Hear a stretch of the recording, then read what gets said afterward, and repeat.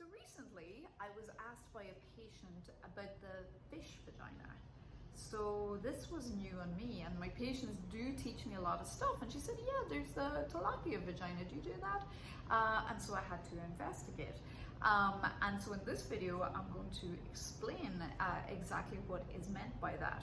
So the one publication I found on this technique, but there are multiple, is actually from Brazil, and in order to explain how they use this tilapia skin, we kind of have to back up a little bit and talk about vaginoplasty.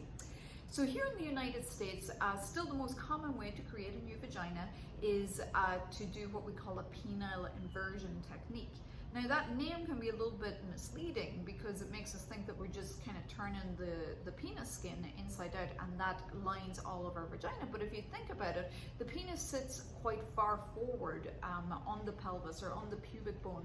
And so by the time we bring it all the way down and invert it, we usually don't have too much skin left. And this is particularly true of folks who have undergone circumcision, which is the majority of my patients. So what we use most of that skin for will be forming our labia minora and then going down to further line the entrance of the vagina. But oftentimes you only get maybe an inch, maybe two from that, so you need something else to line it. Still, the most common way of lining that is going to be with the scrotal skin that we don't need anymore. In my technique, we don't require hair removal. We do that for you during the surgery. But what we'll do is we'll line the first part of the vagina with that inside out penile skin, and then we'll line the rest with the scrotum. But folks are always trying to innovate and come up with new ways to line the new vagina. And this technique really came from the gynecologists.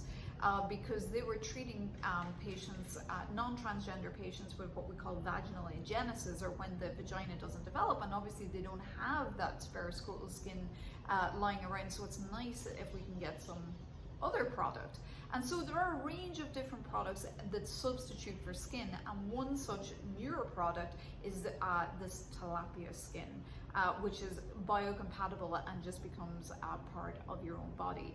So this has been reported in transgender women, and I hope this explains where they're putting it and what it is, and not necessarily any proven advantage of it for sure. You know, that one paper I read was just a case report, so we can't really say, you know, that patient did well, but we can't really say if there's a benefit in the long term. But that, my friends, is the tilapia skin vaginoplasty.